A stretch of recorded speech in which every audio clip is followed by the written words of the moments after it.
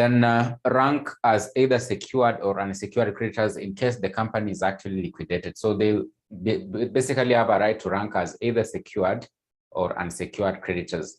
Secured in this sense that if you are the debenture holder who has basically charged the assets of the company, you'll be ranked among the secured creditors. If you are the debenture holder who hasn't charged any asset of the company, you'll have a right to rank as unsecured creditor of the company, Then there's something known as a debenture trust deed. So a debenture trust deed. What we mean by a debenture trust deed, it is simply that document under which a person known as a trustee is appointed to safeguard the interest of the debenture holders in the company. So what you have to get or understand as a debenture holder, basically you are just an investor in the company. Or your expectation at the end of the day is basically for you to be able to get interest from the company. So you are not actually always there in the company to basically monitor what is actually happening there. For example, with regard to the assets which have been charged in the company. So since you have secured them, you've charged them, you are not there basically to always confirm whether these assets are actually being maintained or they are not actually being maintained, such that if you want to recover your money by using those particular assets or by selling them off, you can get value for the asset. So to safeguard this particular interest, debenture holders who are simply investors in the company can actually be able to come together and actually appoint a person known as a trustee. So this trustee basically will be safeguarding the interest of the debenture holders on their behalf, on behalf of all of them. In this case, by ensuring, for example, if there are motor vehicles charged in the company, they are well secured. So this trustee can always visit the company, check on these particular assets, whether they are still in existence, just for the interest of all the other debenture holders. So this trustee will act as a person appointed among the debenture holders to safeguard the interest of the debenture holders in the company. Since they are not actually always there to check what is happening in the company in terms of, for example, the assets charged, this trustee, the representative, can actually be able to do such on behalf of the other debenture holders. So what we mean by a debenture trust deed, it is simply that document under which a person known as a trustee is appointed to safeguard or basically to safeguard or protect the interests of the other debenture holders of the company. So they can't be able to choose one among themselves just to be like their representative or their watchdog in the company for their interest in the company. If there are buildings which have actually basically been charged, it simply means that this particular trustee will be able to ensure these buildings are actually under well or good maintenance. They are being painted, they are being well maintained, such that if these debenture holders at any point the company fails to pay the principal amount and interest, they can actually be able to get the value for that asset. They can sell it off and actually recover their money from the company. Because if they just leave, it simply means that those assets will not actually be well maintained by the company. There's no one to be able to check it on their behalf. So in such a case, under this particular document, they can actually be able to appoint a person known as a trustee to be able to act on their behalf. So part of the contents in this particular debenture trust deed, it will basically just detail the particulars to do with the debenture. For example, it will clearly indicate the debenture face value or the debenture par value will actually be found in the debenture trust deed. It will actually basically indicate that a trustee has been appointed to act on behalf of the other debenture holders, because you are saying it's the document under which this trustee is actually appointed. It will clearly indicate, for example, the interest that is being paid under that particular debenture. So what is the interest that is being paid to the debenture holders under those particular debentures?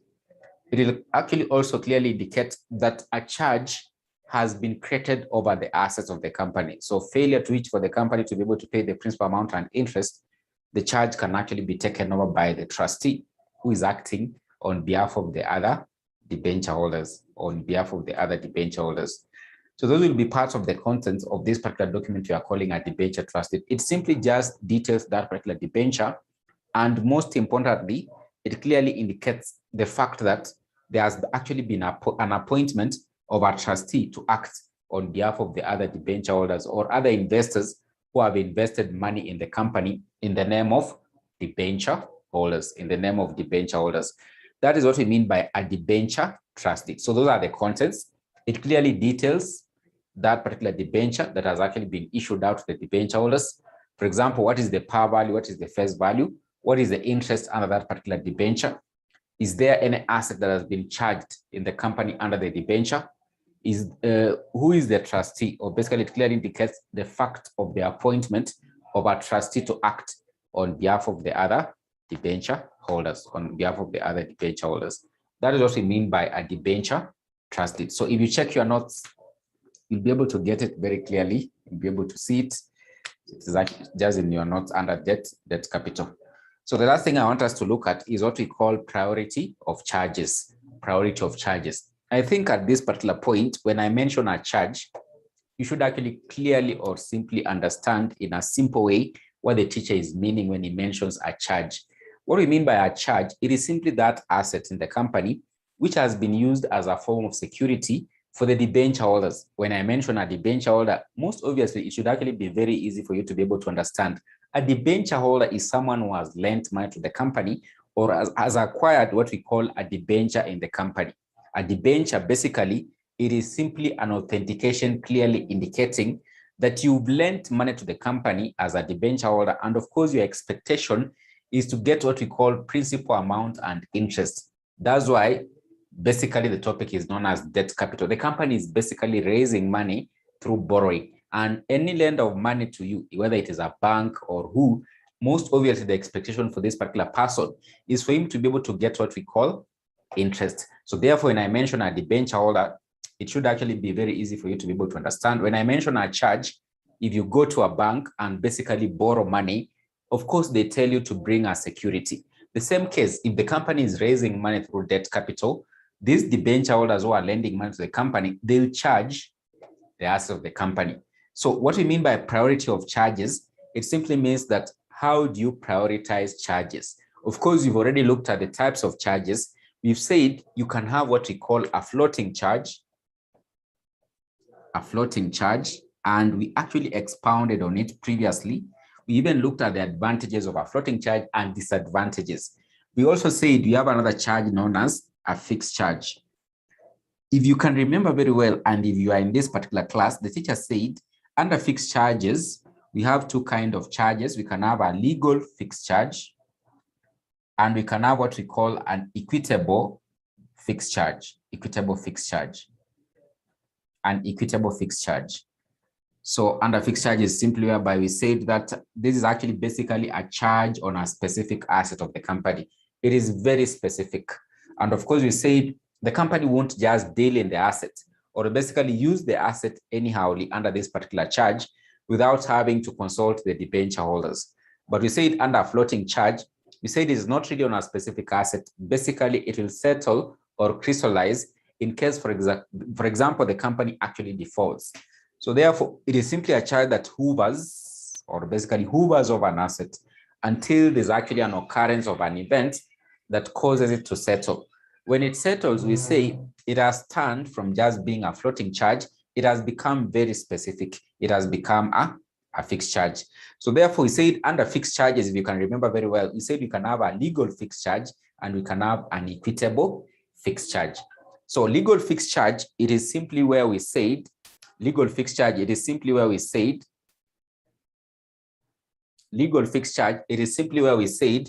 that in this case, when the debenture holder charges the asset, the title in the asset is actually completely transferred to the debenture holder, or basically the lender of the money, until when the company is able to dispense off with the payment of the principal amount and interest. That's when basically the asset or the charge basically reverts back to the company. Then equitable fixed charge, this is simply how we say that the chances are 50-50. There's no complete transfer of the asset unless maybe the company actually defaults on payment. That's when now basically the lender or the debenture holder can take a step to take over the asset. So when you talk about priority of charges, what we mean, for example, if there is a charge on one asset, there are two charges on one asset. For example, you have a floating charge on that particular asset and you have a fixed charge on that particular asset. How do you prioritize them? For example, if the company has defaulted, how do you prioritize them? Do you pay first a floating charge or you pay first a fixed charge? That's what we mean by priority. How do you priority? What is the priority? For example, if you have two charges over the same asset, do you settle first a fixed charge, or do you settle first a floating charge? Do you settle first a legal fixed charge, or do you settle first an equitable fixed charge? So what you need to know about priority of charges, what you need to be able to know about priority of charges. So the first point you can just actually be able to get is that what you need to know is that fixed charges, you can just say, generally, fixed charges will rank in priority to floating charges. Generally, fixed charges will rank in priority to floating charges. Will rank in priority to floating charges. To floating charges. So that is the first point. The next point is legal fixed charges. Legal fixed charges will rank in priority to equitable fixed charges. Equitable fixed charges. The next point you need to be able to know is that a floating charge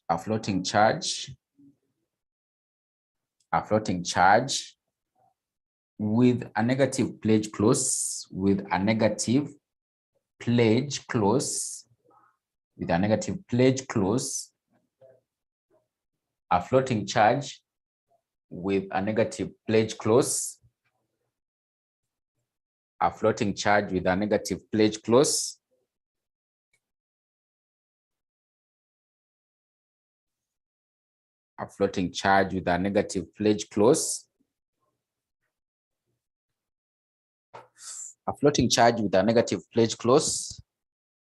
a floating charge with a negative pledge clause, I think you should actually be knowing what is a negative pledge clause. I already talked more about it in our previous class. So you should be, and we even did a question about it. So a floating charge with a negative pledge clause will rank in priority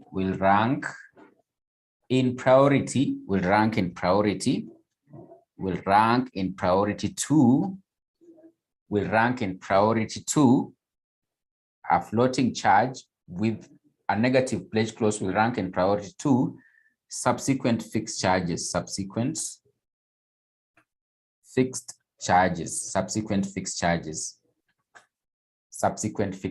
So this simply means that if there is an asset that is actually basically under a floating charge, and of course they have included a negative pledge clause, even if you create subsequently a fixed charge over the same asset, that fixed charge won't be given priority. Because if you can see the first point, you are saying that generally fixed charges, it doesn't matter when they were created, they'll always rank in priority to floating charges, even if it is subsequently. So to avoid that, basically, it simply means that for a floating charge to basically secure it or ensure it has been given priority, you include what we call a negative pledge clause. It is simply a clause prohibiting the company from creating any subsequent fixed charge over the same asset that can rank in priority, So the next point you need to be able to get with regard to priority of charges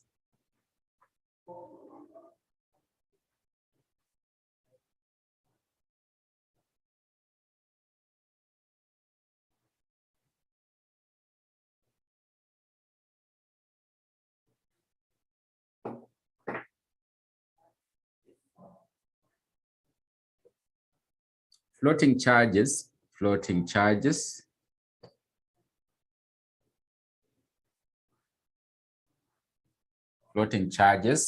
on a specific asset,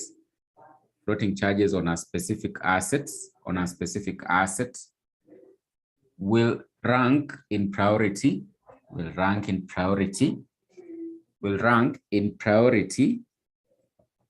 to floating charges on the general assets of the company, on the general assets on the general assets of the company, on the general assets of the company, on the general assets of the company. What we mean by this, for example, if a company has several motor vehicles, so they have, part of their motor vehicles they have is a Mercedes-Benz, they have a Subaru, they have a Ford Ranger, they have a Ford Ranger, they have a Ford Ranger, they have a Toyota, they have so you have Ford Ranger, Subaru, Mercedes-Benz, Toyota, they have a Peugeot, they have a Peugeot. So these are parts of the assets that this particular company has. They have maybe they have another one. So they have a Volkswagen, a VW, a Volkswagen. So you find that, for example, there's a floating charge on this particular Toyota. There's a floating charge on this particular Toyota. So on that Toyota, we have a floating charge. On that Toyota, we have a floating charge. But now there's another floating charge, or the other floating charges, which are just on the general assets. This particular floating charge simply states that the floating charge is on motor vehicles. It doesn't clearly indicate whether it is a Peugeot, whether it is a Mercedes-Benz of the company or a Subaru of the company.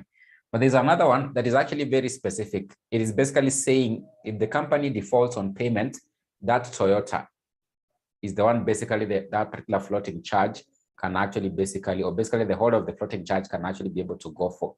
So in this case, if this one actually happens, this floating charge on a specific asset on a Toyota, if basically all of them are basically to settle, this one will be given priority. So will rank as number one, or will be given priority, or they simply sell off these assets and pay this particular debenture holder before they even pay that particular debenture holder who has just generalized his charge on the motor vehicles, because his charge is not actually very specific. It just says motor vehicles. But there's another one who has clearly indicated if the company fails, I'll go for that Toyota. But there's another one who just says, basically, I'll come for the motor vehicles, not clearly indicating which specific motor vehicle. So if both of them are actually basically to crystallize or settle, this one who was actually under a Toyota will be paid first before even they go for that one, who basically just clearly indicated that it is just on the general motor vehicles of the company. That's what we mean by this particular point, that floating charges on specific assets will rank in priority to floating charges on the general assets of the company, which are not actually very specific, which are not actually very specific.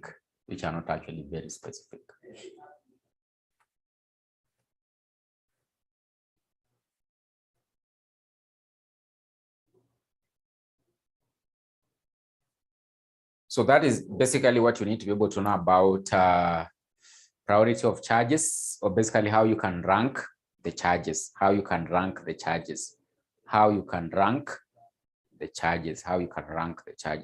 Kindly repeat the meaning of a trust deed, the meaning of a debenture trust deed. It is a document under which there's an appointment of a trustee. To act or safeguard, or basically just instead of saying act, just say to safeguard the interests of the other debenture holders in the company, It is a document under which there's an appointment of a trustee to act, or basically you can just say to safeguard the interests of the other debenture holders in the company, That is a debenture trust deed. So that is the end of this particular topic.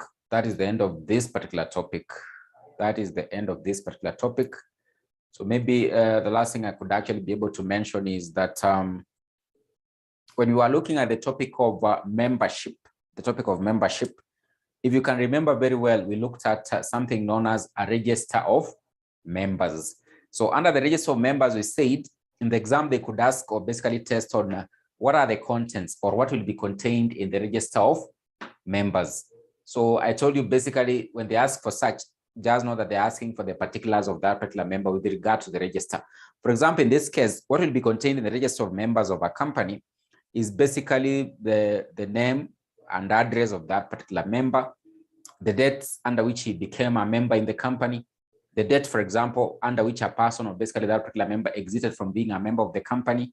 Then if it is a company that has a share capital, the number of shares that this particular member is actually holding in the company.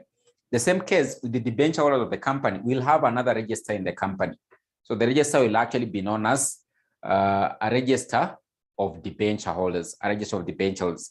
Not so much difference. What you just need to be able to change there now is basically debenture or debenture holder. So the register of the debenture holders will simply contain, because they could ask such, what are the contents of a register of debenture holders? It will simply contain the name and address of the debenture holders, the date when this particular person became a debenture holder, the date, for example, when a person exited from being a debenture holder, the number of debentures that are being held by this particular debenture holder in the company. So apart from basically maintaining the register of members in a company at the registered office of the company, also the company is required to maintain or basically ensure they have what we call a register of debenture holders. And that's basically what will be the contents of the register of debenture holders. That will be basically the contents of the register of debenture holders, register of debenture holders.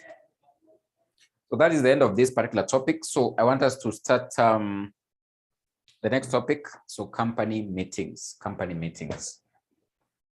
Topic, I think number 7 there. Topic number 7 there, company meetings. So I think last time we looked at several questions. So we look at others, but for now, let's focus on a new topic. Let's focus on a new topic.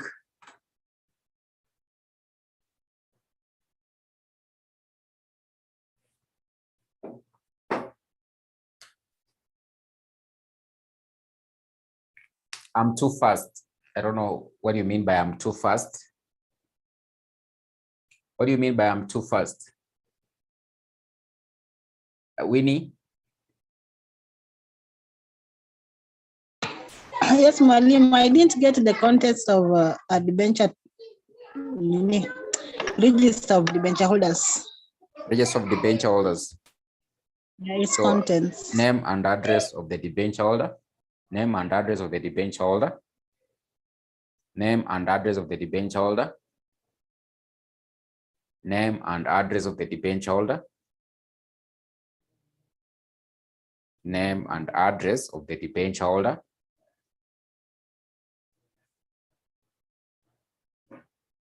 Name and address of the debenture holder. Dates, number 2, dates when one became a debenture holder. Date when a person, just say date when a person became a debenture holder. Date when a person became a debenture holder. Date when a person became a debenture holder. Date when a person became a debenture holder. Date when a person became a debenture holder. Number 3, dates when a person ceased to be a debenture holder. Date when a person ceased to be a debenture holder. Date when a person ceased to be a debenture holder. Date when a person ceased or when he exited from being a debenture holder. Date when a person ceased to be a debenture holder. Date when a person ceased to be a debenture holder. Date when a person ceased to be a debenture holder. Number 4, number of debentures, the number of debentures held by a debenture holder. The number of debentures held by a debenture holder. The number of debentures held by a debenture holder. The number of debentures held by a debenture holder. The number of debentures held by a debenture holder. The number of debentures held by a debenture holder. The number of debentures held by a debenture holder. The number of debentures held by a debenture stakeholder. I think when you've been able to note down, so I think maybe you can now start looking at company meetings.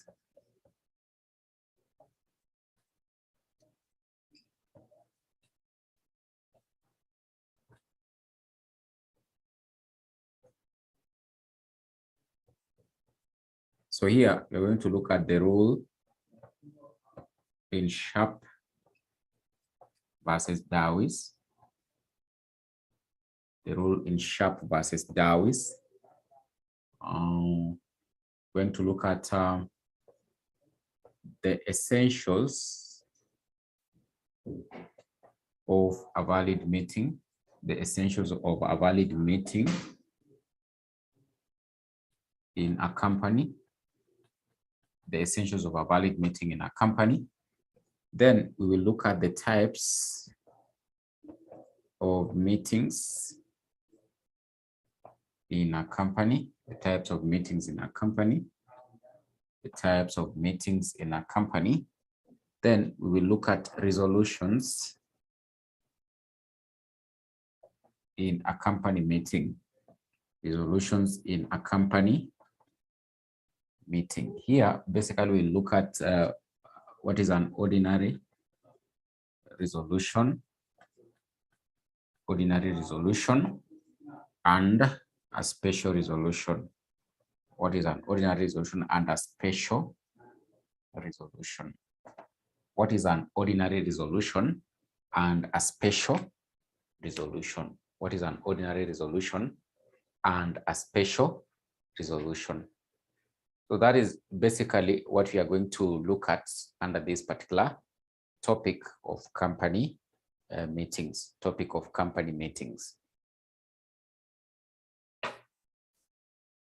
So, so a company will basically have to operate with regard to basically people having to come together, deliberate on matters concerning the company, how it is supposed to be run. So it will not just be there.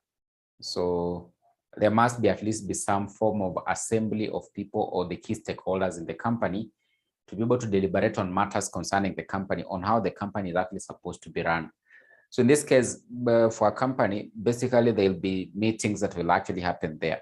For example, we can have directors having to meet to discuss matters concerning the management of the company.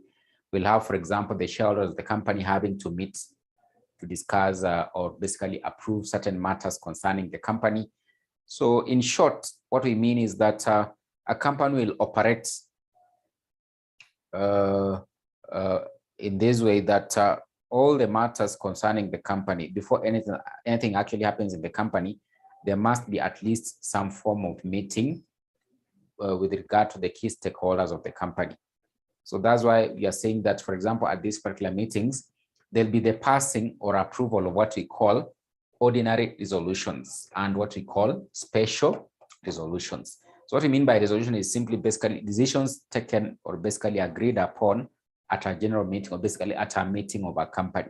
So they can either be the passing of an ordinary resolution, or they can either be the passing of a special resolution.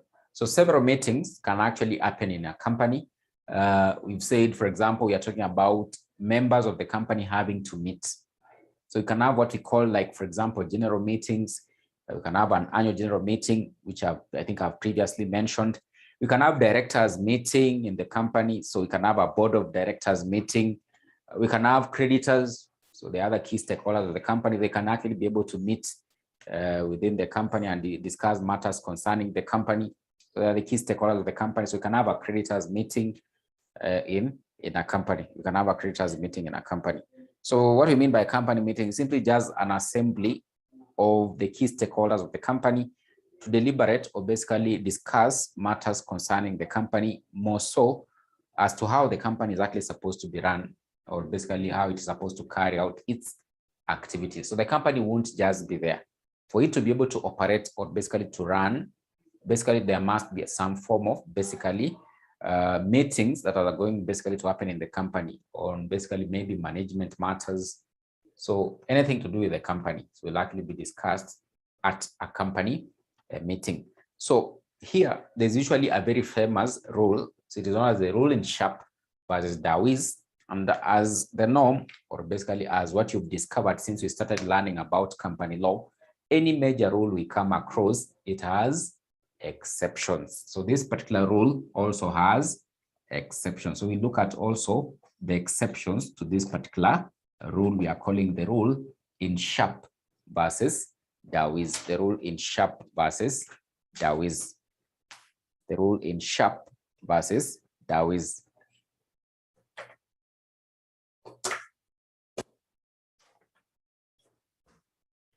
So what this particular rule actually states, it states that for a proper meeting to be convened in a company, it must be held by at least 2 persons. So for a proper meeting to be convened in a company, it states for a proper meeting to be convened in a company, it must be held by at least 2 persons. It must be held by at least 2 persons. So what they mean by this is that for any meeting, or basically for it to be concluded that there was a meeting in a company, there must be an assembly of at least 2 persons. If basically any matter is decided upon by only 1 person, it simply means that that was not actually a meeting to be able to approve or deliberate a matter concerning the company. So it simply states, just the way the teacher said, for a proper meeting to be convened in a company, it must be held by at least 2 persons. So it simply means that it must be 2 or 3 or maybe 4 going up like that, but not actually one person. So if you look at basically circumstances surrounding some of the operations of the company, you realize that some of the resolutions of the company will simply just be approved by a sole person, 1 person. So there is no need to call for a meeting of at least 2 persons for those particular matters to be decided upon in a company. That's why we have what we call exceptions. So because what I'm telling you, the key or the most important thing that actually happens at a company meeting is approving or passing of resolutions. So these are decisions taken upon at the meetings of the company. So it can either be an ordinary or a special resolution.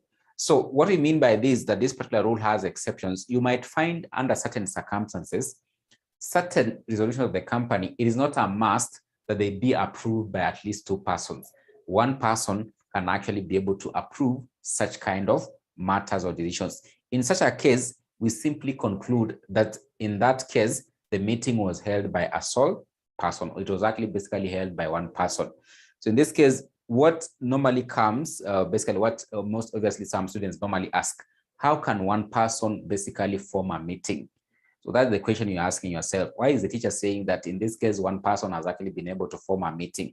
What I've told you, at company meetings, basically what happens there is passing of resolutions. And what this particular rule states, those resolutions can only actually be passed by at least 2 persons.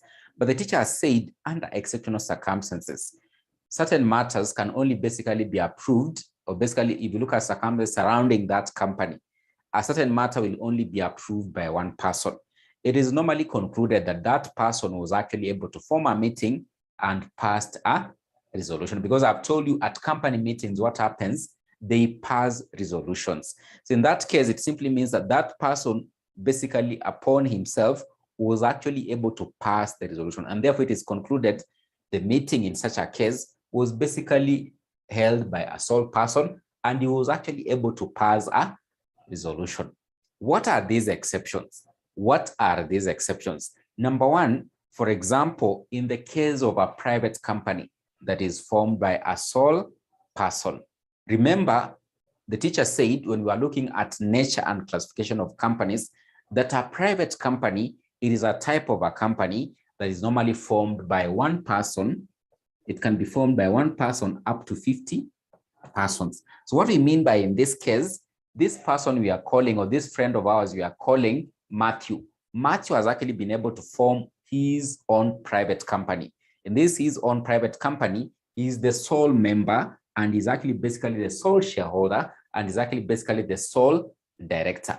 In this case, if Matthew is to pass a resolution, will Matthew go out looking for another member, yet that particular other person is not actually a member in the company? No, Matthew will simply approve all the matters concerning the company, especially what to do with regard to what we call board of directors resolutions. So Matthew will be the sole director, Matthew will be the sole member of the company, Matthew will be the sole shareholder of the company. All the resolutions in that particular company will basically be approved by Matthew. In such a case, we simply basically conclude the meeting was held by the sole shareholder of the company and he was actually able to pass the resolution. So number one exception, in a private company with a sole shareholder who is the sole director of the company, the board of directors meeting in such a case will actually be formed by that sole person or basically sole shareholder who we are calling Matthew. That is an exception to this particular rule that was stated in Sharp versus Dawes, whereby they were saying it is a must, it should actually be held by two persons, but that is a special circumstance whereby now the resolution in such a case will simply be passed by a sole person. So the teacher has said exception number one, in a private company that is formed by a sole person who is basically the sole shareholder and director, the board of directors meeting in such a company will be formed by one person. I've already explained how basically that particular one person can actually be able to form a meeting simply because he'll be able to decide upon all the matters concerning the board of directors meeting in such a company. For example, in this case, if the bank asks for a resolution or a board resolution that basically approves the opening of a bank account, the only person who will actually be able to conclude that a meeting was actually held is only Matthew, and is the only one who signed that particular resolution. So in such a case, it simply means that Matthew was actually able to form a meeting and he passed a resolution to basically open a bank account for that particular company. That is exception number one. Exception number two. A meeting convened by the order of the court. If the attendance is actually only one person, that person will actually it will be concluded that that particular one person has actually been able to form a quorum. So sometimes in the company, maybe some of the members are basically absconding the meetings. So they want to pass a particular resolution, but the meeting is not actually being called or the meeting is not actually being held. So maybe one of the members goes to the court and he basically concludes that, or basically states to the court that this company has not actually been able to hold an annual general meeting for the last 4 years. It has not actually been happening, and it is mandatory under the law that the company holds an AGM each and every year. So in such a case, if that particular member goes to the court and the court gives out an order, the company should actually be able to call for a meeting, and the other members actually abscond the meeting, it will be concluded that that particular one person was actually able to form a quorum to discuss and basically approve the resolutions of the company. So number two, the teacher is saying a meeting convened by the order of the court. If the attendance is actually only one person or one member, that one member will actually be able to form a quorum. So a meeting convened by the order of the court, if the attendance is a sole person, basically one member, the one member will actually be able to form a quorum. Number three, exception to this particular rule we are talking about, it is also a meeting convened by the order of the registrar of companies. So in such a meeting, if only one person attends, he will be able to form a quorum and of course pass the resolutions of the company. So number two, it was the order of the court. Number three, it is the order of the registrar of companies. So a meeting convened by the order of the registrar of companies. In such a case, if one member actually attends the meeting, he will actually be able to form a quorum. That is another exception. Exception number four. If in a company we have only one creditor, and in that company, the company wants to hold what we call a creditors meeting, that one creditor will actually be able to form a quorum and decide upon matters concerning creditors in that company.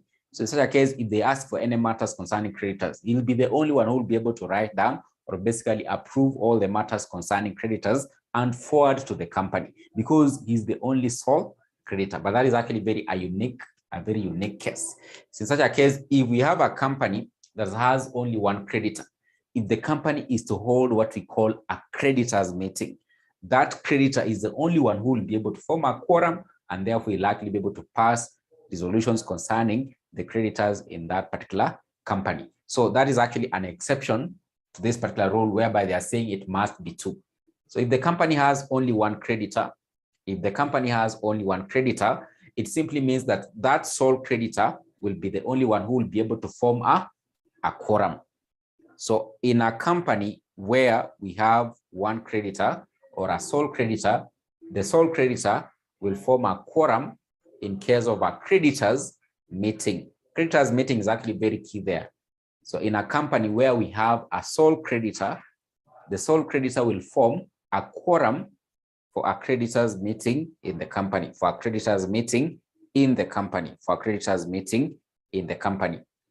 So repeat number two. Exception number two is said, a meeting convened by the order of the court. If the meeting is attended by one person or one member, the one member forms a quorum. If a meeting is convened by the order of the courts, order kutoka kwa koti, and in that meeting only one person attends, it will be concluded that that one person has been able to form a quorum to pass the company resolutions. So that is number two that we had actually mentioned. So I can see Purity was asking, repeat number two. So the teacher has already mentioned number four. He has talked about a creditors meeting that is attended by a sole, that is based in a company that whereby we have only a sole creditor. So that sole creditor will actually be able to form a quorum. So that is actually an exception to this particular rule. Exception number five. If there is what we call a class meeting, in that class meeting, if that class of shares has only one shareholder. What do you mean by a class meeting? Let me explain first. What do you mean by a class meeting? Remember when we were talking about shares, we talked about several classes of shares. We said we can have ordinary shares, we can have preference shares. If you can remember very well, founders shares, employees shares. So if you can remember very well what the teacher was mentioning about classes of shares that we can have in a company, simply types of shares we can have in a company. We can have ordinary shares, we can have preference shares, we can have redeemable preference shares, we can have founders shares, we can have members shares. So what we mean by a class of shares, in this case, for example, if a company has only one shareholder under redeemable preference shares, only one shareholder has actually been able to acquire redeemable preference shares. And in such a case, in the company, there is supposed to be held what we call a class meeting. What do you mean by a class meeting? Is simply that, for example, all the ordinary shareholders are supposed to meet as a class. Or basically, all the preference shareholders are supposed to meet as a class in the company and discuss matters concerning them as preference shareholders. If in such a case, the preference shareholders in that particular company is only one person, there's only one person who is holding preference shares in the company. If there's supposed to be a class meeting, that class meeting will only be held by that sole shareholder who is holding the preference shares. So number five, a class meeting in a company where the shares in that class of shares, the shares in that class, you can even say the shares in that class are held by a sole shareholder. A class meeting in a company where the shares in the class are held by a sole shareholder or member, So the key thing there is for you to be able to understand what is a class meeting. So a class meeting is simply whereby you are saying the members of a class of shares are actually able to meet and actually discuss matters concerning them as members of that class of shares.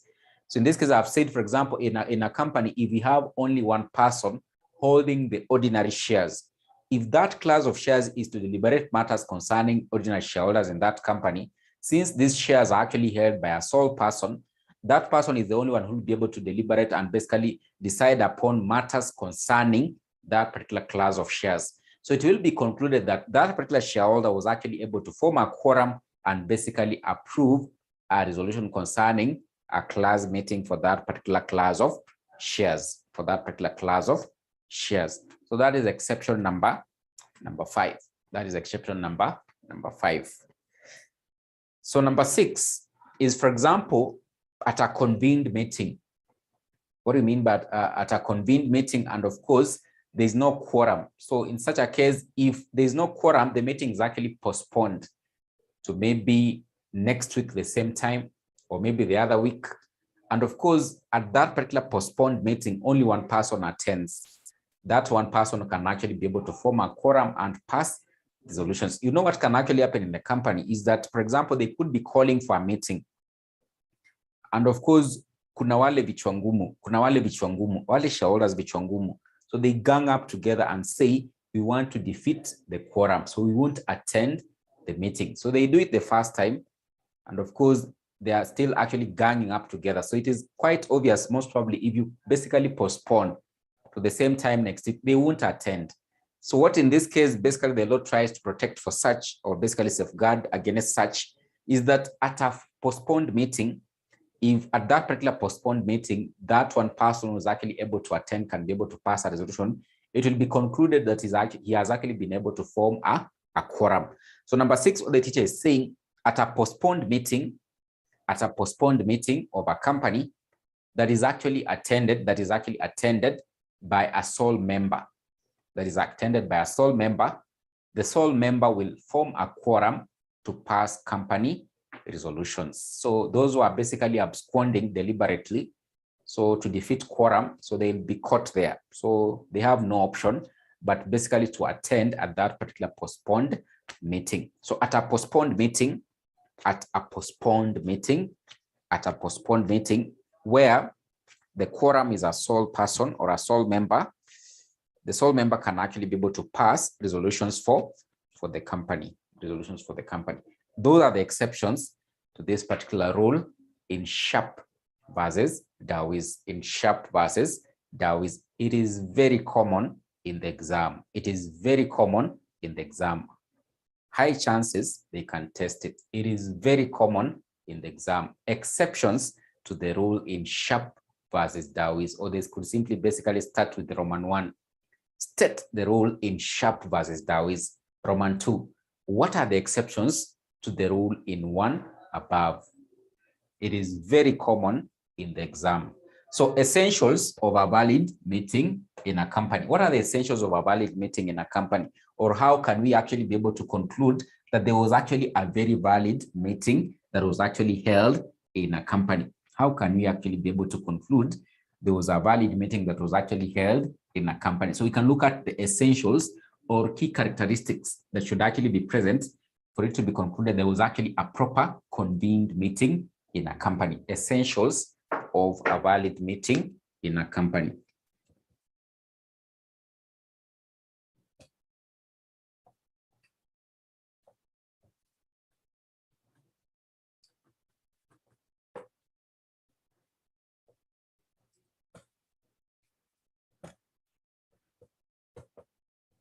So number 1, the meeting must be convened by the proper authority. The meeting must be convened by the proper authority.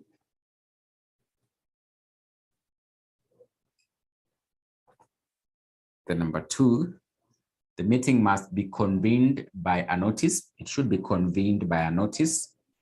The meeting should be convened by a notice. The meeting should be convened by a notice.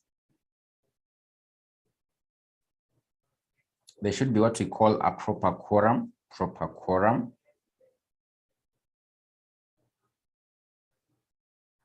Then the next thing, there should be what we call a proper person as the chair. A proper person as the chair.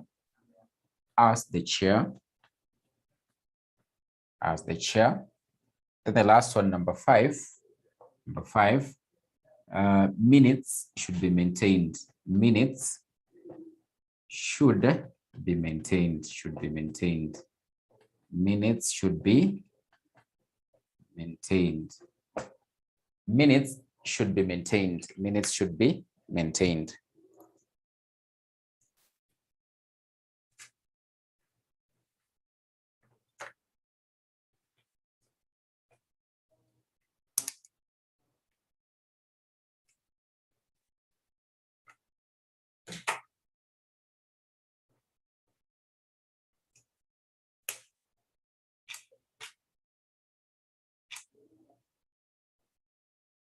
So those are the essentials. Those are the essentials of a valid meeting in a company. Those are the essentials of a valid meeting in a company. The essentials of a valid meeting in a company.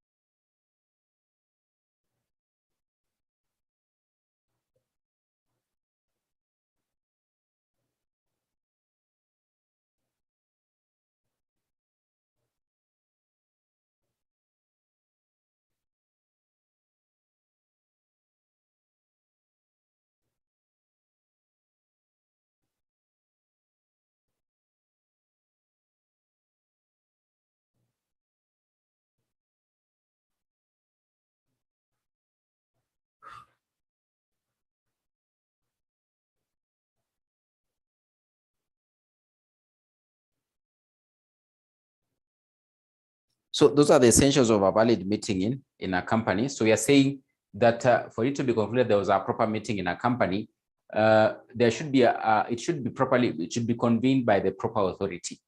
So proper authority should have convened the meeting. Number two, there should be a notice. So you don't just wake up and just say there is a meeting. So you're going to hold a meeting. There should be a notice that should be sent out. And then before the meeting is actually held, it should be ascertained that there is actually quorum.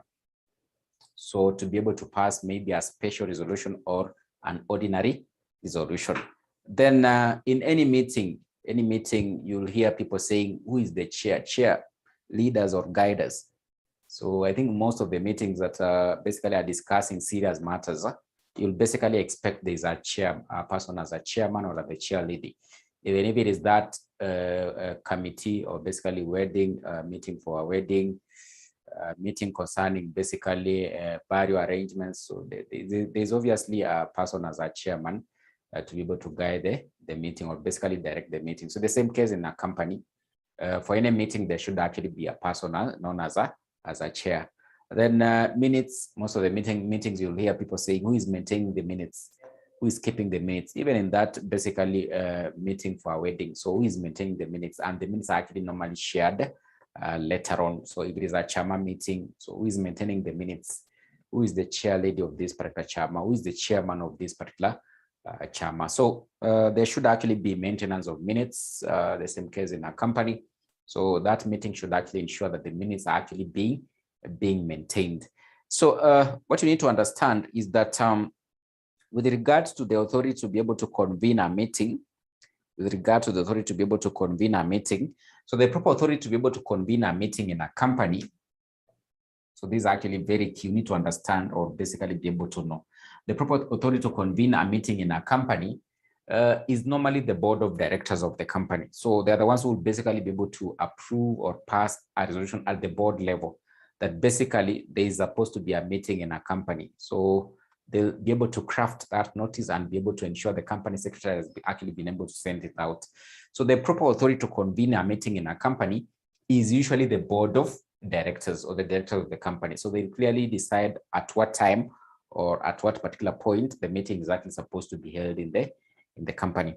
Then you might find that maybe these particular directors have failed to convene a meeting, because remember, these directors have just actually been appointed by shareholders to run the company on their behalf. So they are insiders who actually understand what is happening in the company and they know what is the right time to call for a meeting.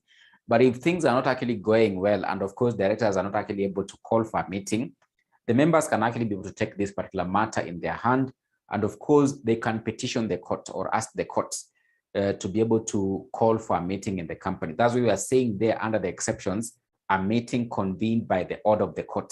The order will come in this way, such that, for example, if the board of directors have failed to call for the meeting, you as a member of the company, you have a right to basically go to the court and basically give you your reasons as to why you think the meeting is supposed to be held in the company, yet the directors have not actually been able to call for the meeting. Maybe the company is not actually going on well, basically it's not running its activities well. And you as a key stakeholder, or basically as the owner of the company, as a shareholder, you have that right as a member. So you can go to the court, petition the court, and of course give reasons as to why you want the meeting to be held, yet directors have not actually been able to call for the meeting. So you can petition the court, and the court basically will give out an order that the company is supposed to hold a meeting. So the mandate lies on the directors or the board of directors, but if they have failed, basically you as a member, you can actually be able to take a step, maybe go to the court, or basically convince the other members. You go to the court, and of course the court will give out what we call a court order for a meeting to be held in the company. So that is basically what you need to be able to know with regard to the proper authority to convene a meeting in a company. So we've said the meeting should actually be convened by a notice or a proper notice. So here, most obviously, maybe what the examiner could test you in this particular area, they could ask, what are the contents of a notice that is issued out by the company, or who are the parties entitled to a notice of a meeting in a company? Who are the parties entitled to a notice of a meeting in a company? So the parties entitled to a notice of a meeting in a company, for example, most obviously are the members of the company. So they have to get a notice of a meeting in a company. Another key party who is actually very important, and you know him, or you know this particular person, it is actually the auditor of the company. So he has a right to notices of meeting in a company. Other parties who are actually also very important in the company are directors. So they have a right to be able to get notices of meetings in a company. So, or we can have basically, for example, like a legal representative to a deceased member of the company. So you've talked about members of the company, auditors, they have a right to get a notice. We have directors, they have to get a notice. So you can have a legal representative, or basically an administrator of an estate of a deceased member of the company. So those are the parties who have a right to attend, or basically not basically to attend, to get a notice of a meeting of a company. So what will be the contents in a notice of a meeting? So most obviously what you'll get there, contents of the notice of a meeting, what you'll get there is the place of the meeting. Place of the meeting should actually be clearly be indicated there. Place of the meeting, place of the meeting. What will actually also be contained there in the notice of the meeting is basically the dates and time of the meeting, date and time of the meeting, date and time of the meeting. Also, you'll actually be able to get there what we call the agenda of the meeting. What are you going to discuss? Are you going just to take tea and mandazi, or basically you're going to discuss serious matters concerning the company, or are you just going to do what we call moshene there, or basically you're going to discuss serious matters? So it should actually clearly be indicated what is the agenda that will actually basically be taking place in the meeting. So that is a key content to a notice of a meeting. Another one is the authority convening the meeting. You'll be able to tell it from the notice.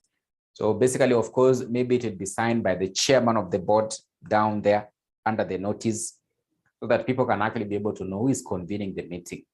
So maybe just someone from anywhere who's just put a notice, yet there's no any meeting that is supposed to happen in the company. So it will clearly indicate the authority convening the meeting. Maybe it will be signed by the chairman of the board and also the company secretary. So people can actually be able to understand who is actually calling for this particular meeting in the company. So those will be parts of the contents of a notice of a meeting of a company. Such a simple question can actually be tested. So you just need to be very alert and actually be able to understand what will be contained in the notice. So they could ask that one we just discussed, that who are the people entitled to a notice of a meeting of a company. So that is what you need to be able to know under what you are calling notices of meeting, notices of meeting. So quorum, so there must be a proper quorum. So what we mean by a quorum is basically the specific number of people who are actually qualified to be able to attend and actually approve a resolution at a company meeting. So they'll be able to form what we call a quorum. So those basically that's what we mean by a quorum. It is the specific number of qualified persons who are supposed to attend. So a quorum is the specific number of people who are supposed to attend and approve a resolution at a company meeting. So those who are supposed to, a specific number of people are supposed to attend, the specific number of people are supposed to attend and approve a resolution at a company meeting, and approve a resolution at a company meeting.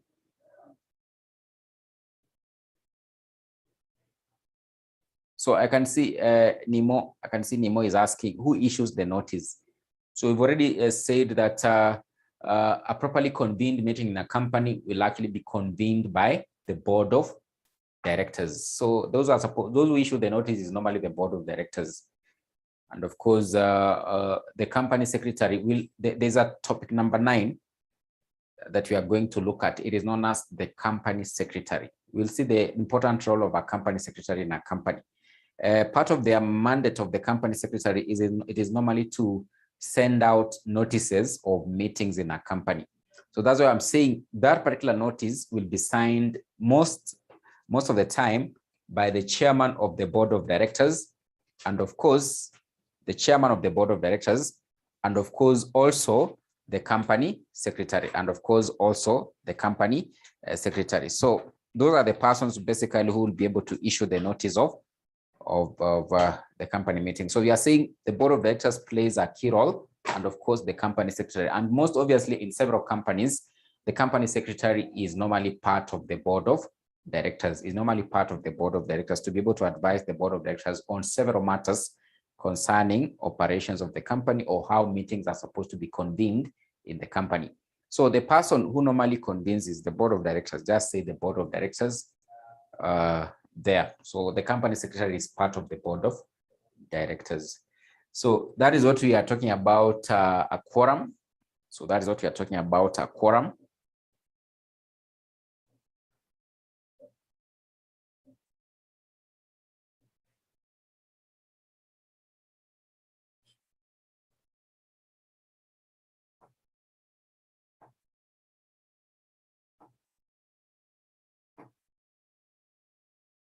That is what we're talking about, a quorum. So there's this one, proper person as the chair, but before we look at this one, maybe I can share a particular question which I have an interest in, which you need to know. Let me just share this particular question. Give me like 2 minutes.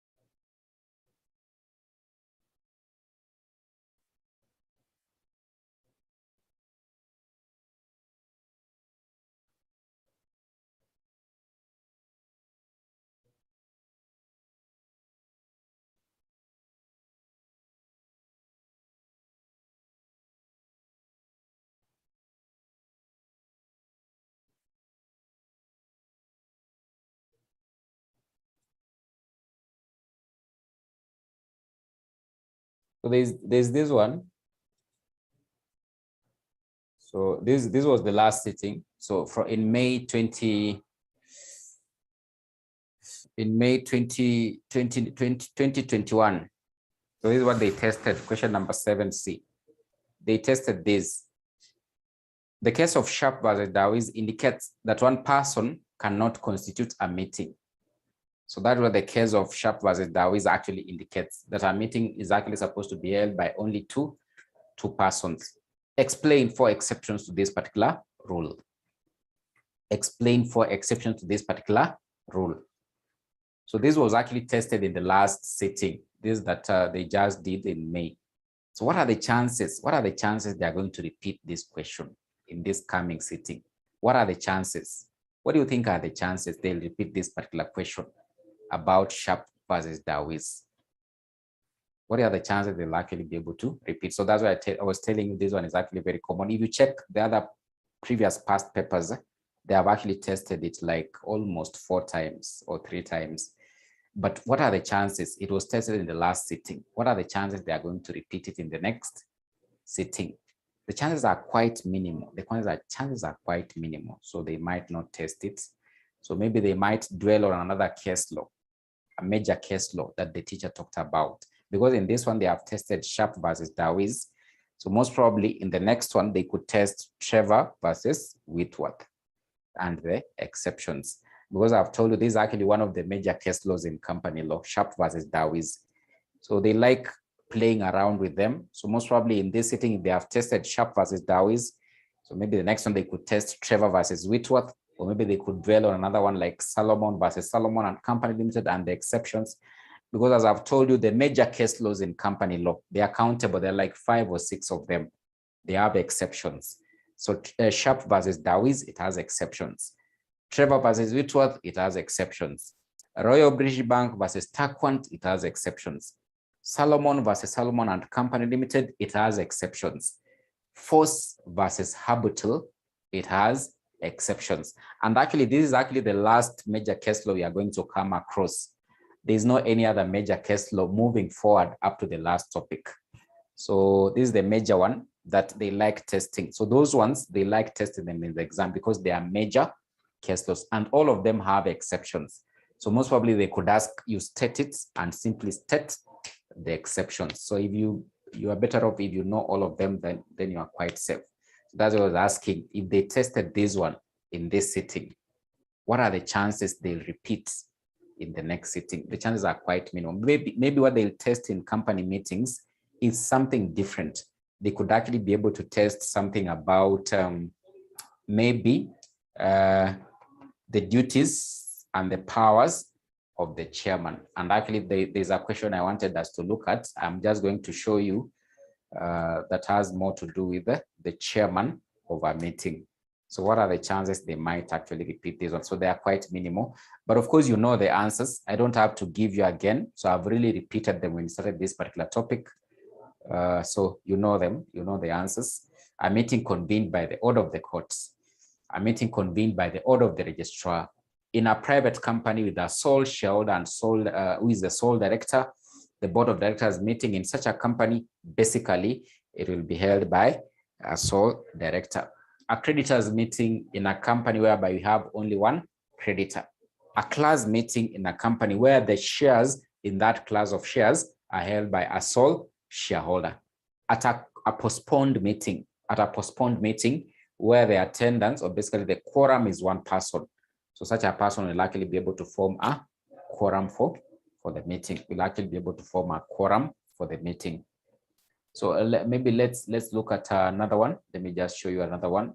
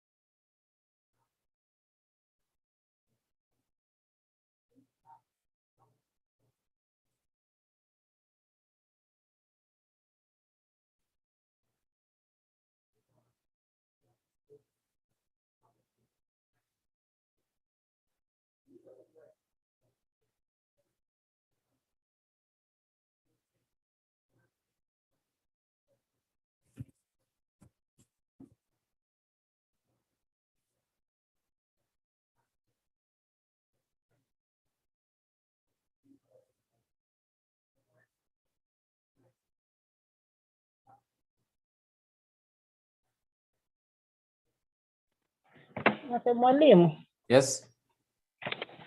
we can check November 2015 question 4. November 2015 question number 4A. 4A. Let me just go to it. November 2015 question number 4A. November 2015 question number 4A.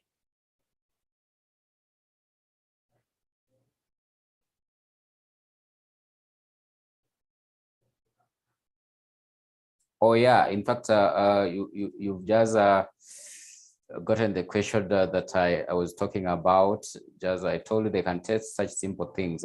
You can see that one, the one that has just been highlighted by our friend there.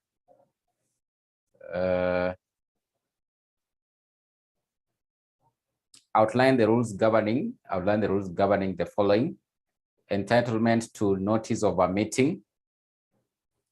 So 4 contents of a notice of a meeting. So I think that one we've just covered a while ago.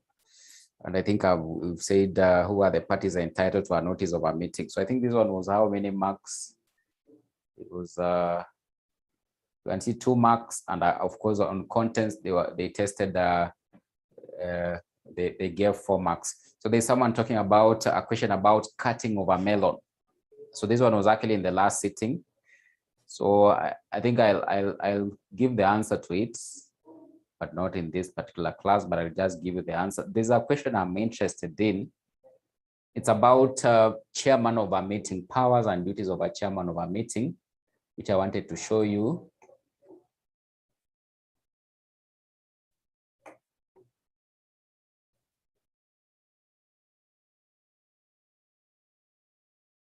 So that is the last thing we are going to look at, and we go to sleep.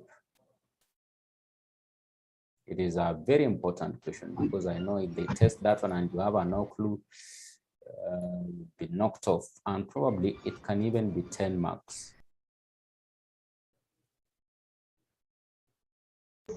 Mwalimu, that one for content, not content, entitlement.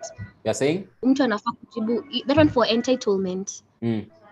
What exactly are they asking? Like, what are we supposed to answer? What are they asking? What's the meaning? Okay, maybe I can go back to the question. Let me go back to the question.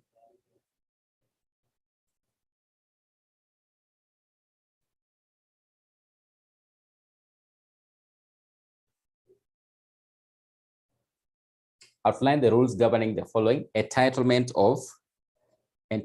to notice of a meeting. Entitlement to notice of a meeting. So they're simply asking the parties who are actually entitled to a notice of a meeting of a company.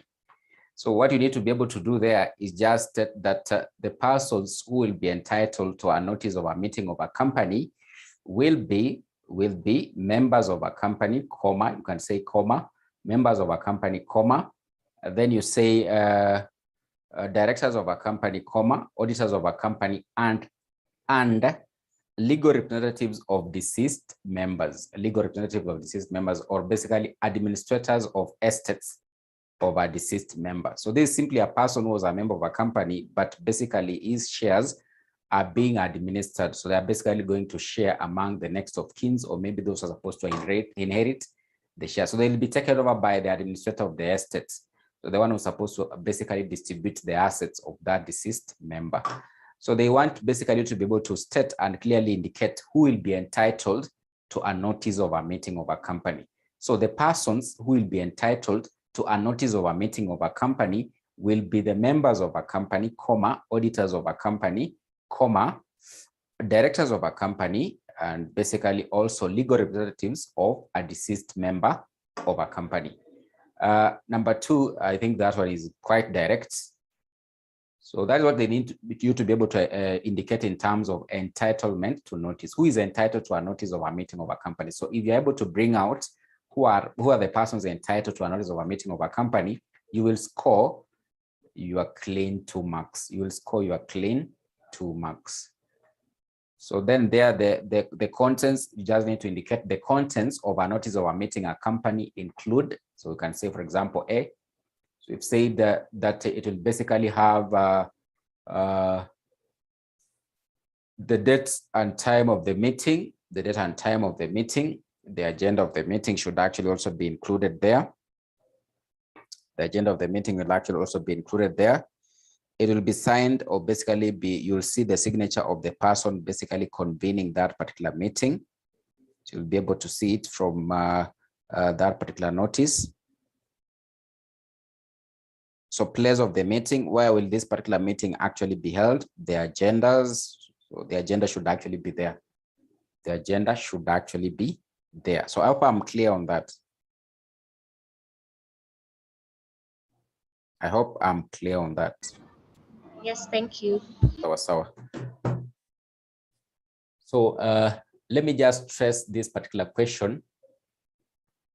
Let me just stress this particular question on the chairman. I was almost there. It is around November 2018 there, November or May 2018. So I can't remember the exact sitting.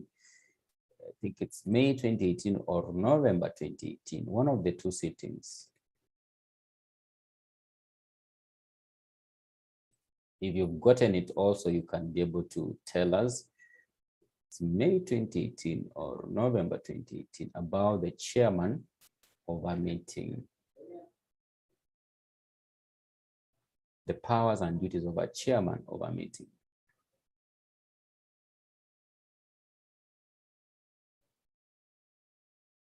Yeah, I've gotten it. Is November 2018, question number 7A. So let me just show you. It's November 2018, question number 7A. I've just gotten it. So that's one. I hope you can be able to see. It says, in the context of company, in the context, sorry, it's not that one. Question number 7A. With reference to the case of National Dwelling Society versus Sykes, enumerate 5 duties and 5 powers of the chairman of a general meeting of a company.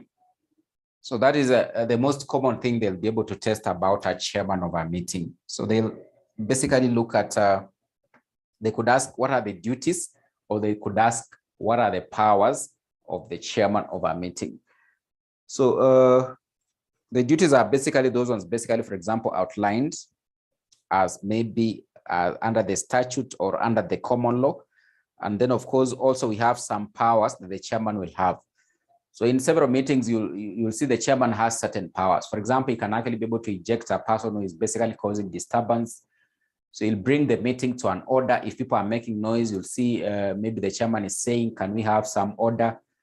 For example, if there's a person who wants to bring out a point, he'll basically be able to maybe give him a chance to be able to maybe iron out his issues. So those are some of the powers you can actually be able to see on a chairman in each and every meeting. Then, of course, also this chairman in any meeting, he'll actually be able to have what we call the power to adjourn the meeting. So he can actually be able to basically declare that the meeting has been postponed up to maybe next week or maybe a particular date in future. But what I want us to capture first are what are the duties of a chairman of a meeting. So you can actually be able to summarize them somewhere. You can actually be able to summarize them somewhere. The duties of a chairman of a meeting. The duties of a chairman of a meeting.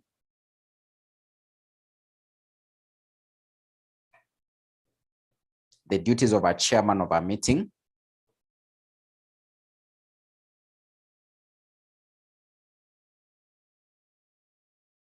So number one, to satisfy himself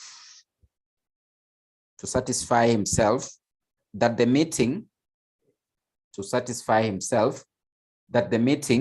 has been properly convened.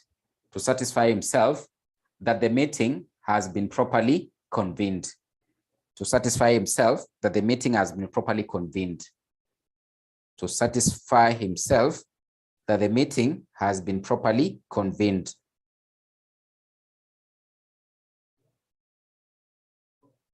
To satisfy himself that the meeting has been properly convened.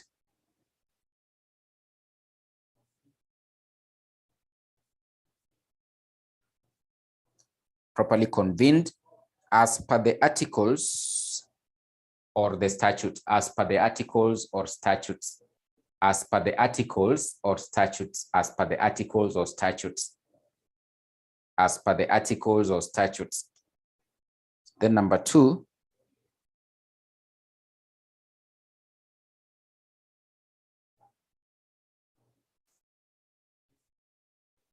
to ensure the proceedings are conducted in accordance with the rules governing the meeting. To ensure the proceedings are conducted, to ensure the proceedings are conducted, to ensure the proceedings are conducted, to ensure the proceedings are conducted in accordance with the rules, governing the meeting, in accordance with the rules governing the meeting, to ensure the proceedings are conducted in accordance with the rules governing the meeting.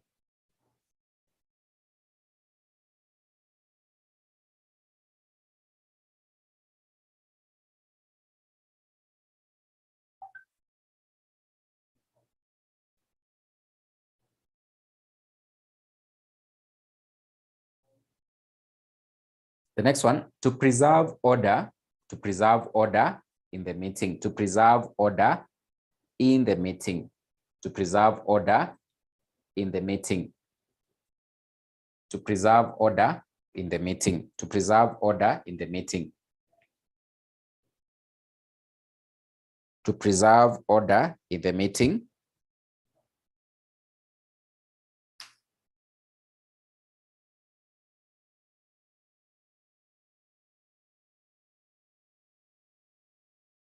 To preserve order in the meeting. The next one, to ensure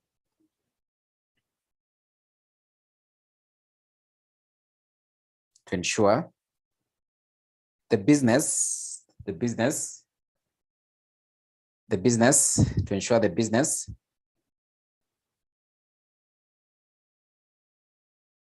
being dealt out, to ensure the business being dealt out, to ensure the business being dealt out is as per the agenda.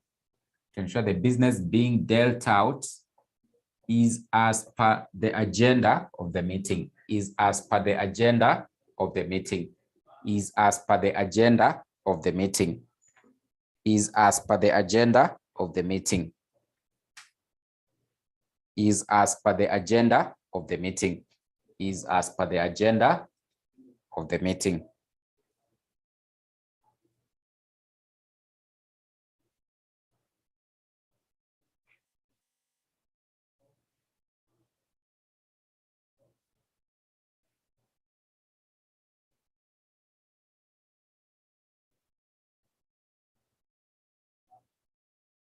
Then the next one, duty to allow reasonable discussion, duty to allow reasonable discussion in the meeting, duty to allow reasonable discussion in the meeting, duty to allow reasonable discussion in the meeting, duty to allow reasonable discussion in the meeting, duty to allow reasonable discussion in the meeting.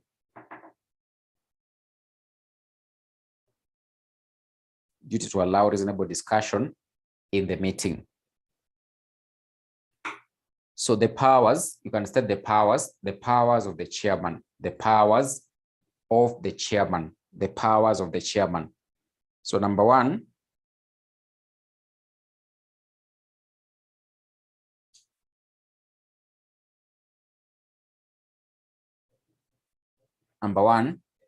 to decide on points of order as they arise, to decide on points of order as they arise, to decide on points of order as they arise, to decide on points of order as they arise,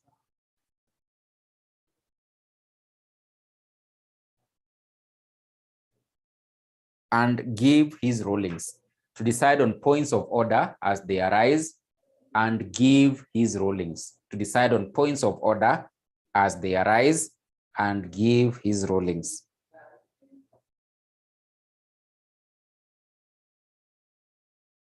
to decide on points of order as they arise and give his rulings. Number 2,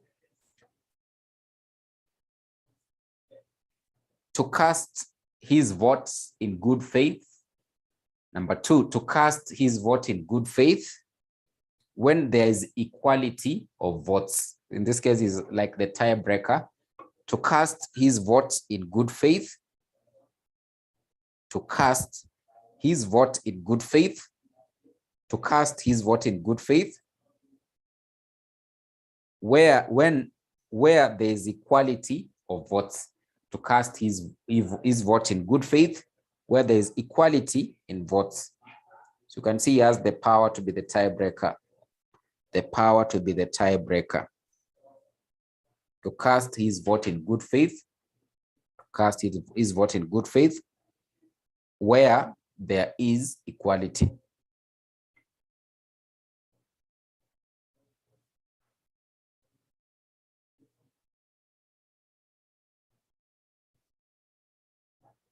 The next one. What does number 2 actually mean? You know, as the chairman, for example, if this particular meeting is actually being attended by 10 persons and the chairman is the 11th person, so you are going to vote and decide on a particular matter. The chairman is not voting. So the 10 persons are the ones who are supposed to vote. So they happen to vote, and of course 5 are for this particular side and 5 are for this other side. So there is no winner. So you can see now who has the power there now. The chairman is the one now who will choose either to vote for this other side or not. That is our power. So he can basically vote, and this other side are 6 persons, and that side will actually win. So you can see that is our power that he has to be the tiebreaker in case there is a tie. That is what we mean by that point. I hope that is clear. To order remand or eviction of disorderly persons. To order remand or eviction of disorderly persons. To order remand or eviction of disorderly persons. To order remand or eviction of disorderly persons.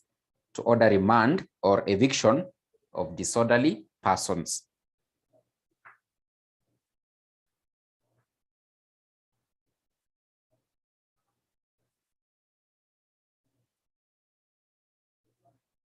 To order remand or eviction of disorderly persons. The next one, to order removal of a person who has no right to attend the meeting. To order removal of a person who has no right to attend the meeting. To order removal of a person who has no right to attend the meeting. To order removal of a person who has no right to attend the meeting.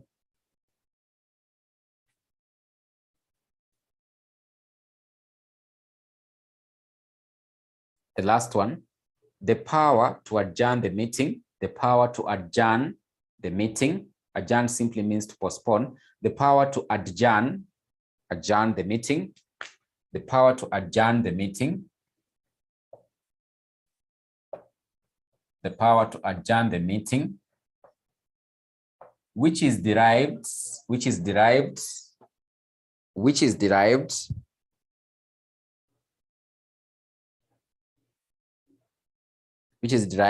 from the meeting itself. Which is derived from the meeting itself. The power to adjourn the meeting, which is derived from the meeting itself. Which is derived from the meeting itself.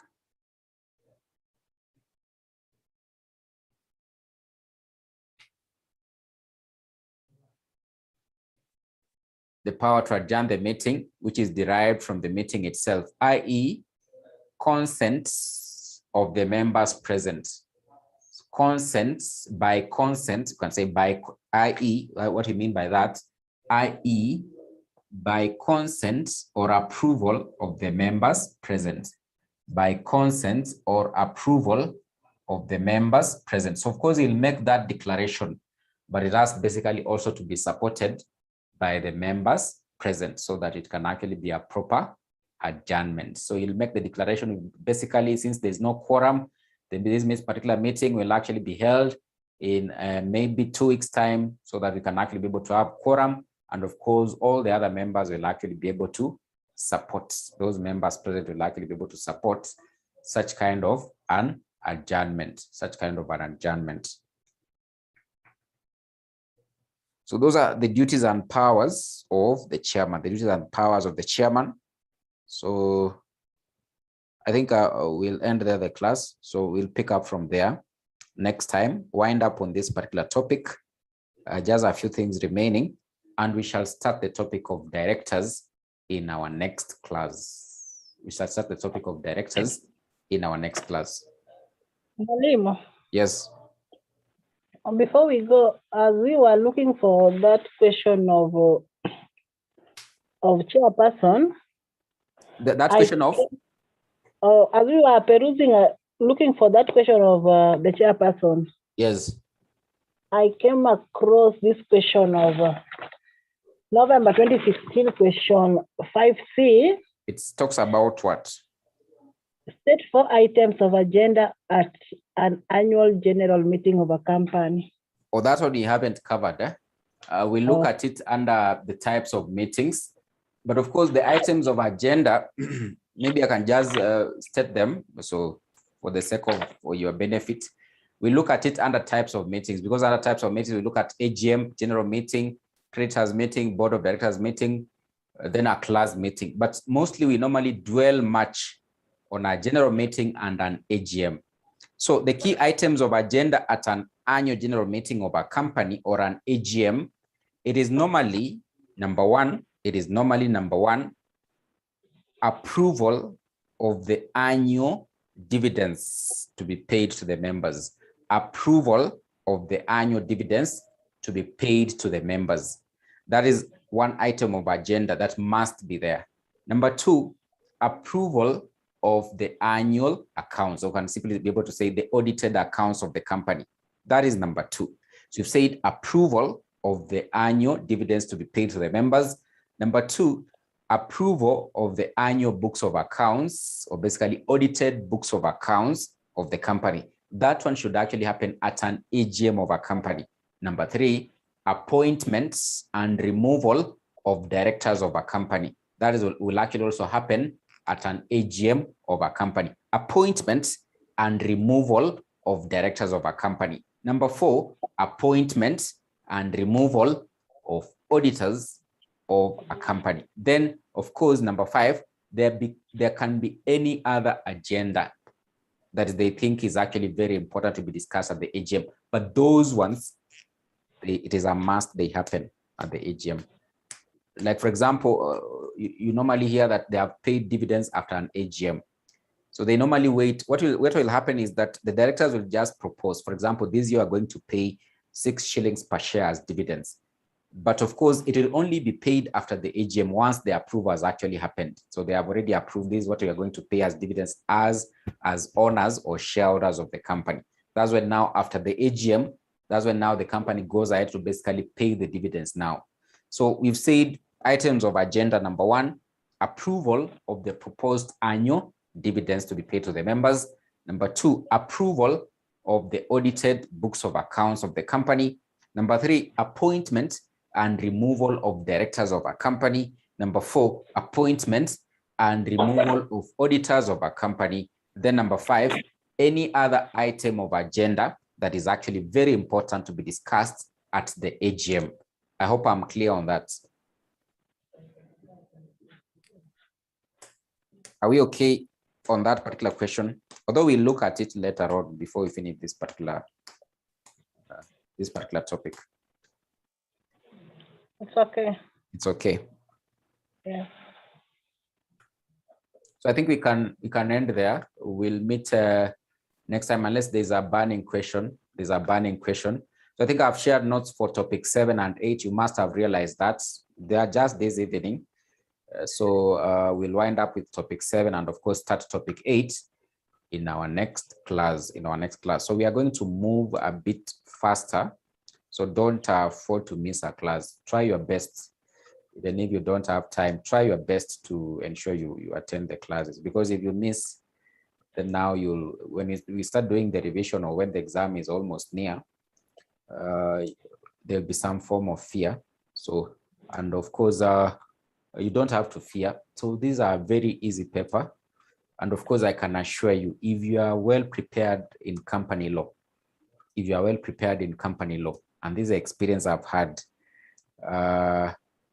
something surprisingly, in company law, when you're in the exam room, so you'll see some of the students who are sitting for the exam, after like 1 hour or 1.5 hours, they are leaving the exam room. So they have finished the paper.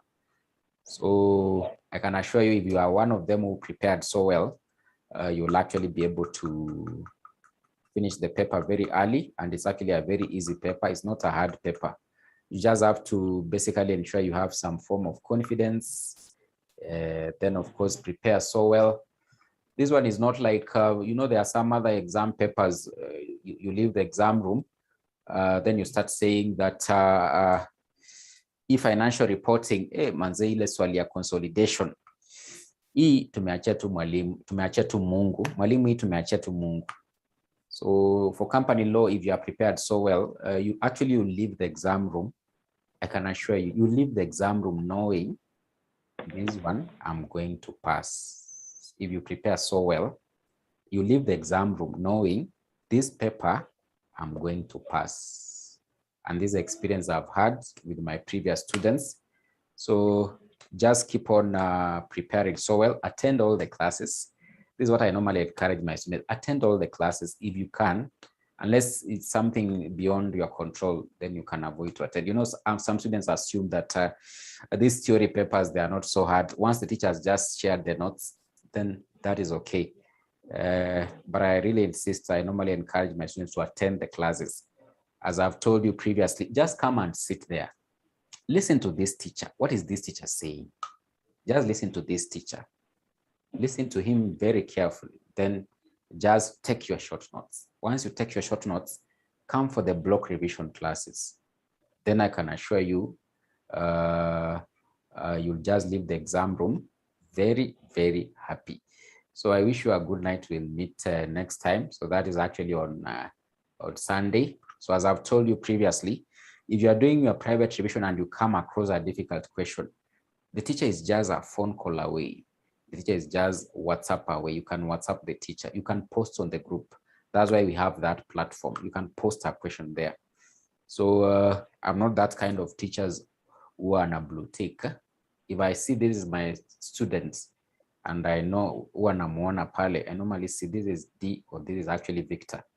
Actually, I will respond. And if you actually give a call, I'll actually also guide you on how you're supposed to handle this particular paper, because the wish of the teacher is for you to pass the exam and actually move to the next level, such that we might meet in another forum, and you'll actually just be very happy that you actually passed the paper, and I'll be glad that you actually moved to the next level, and now you are CPA. Now, basically, you are now doing other things, or maybe you've started another course like that. So we'll meet next time. You can have a good night. Same. Thanks.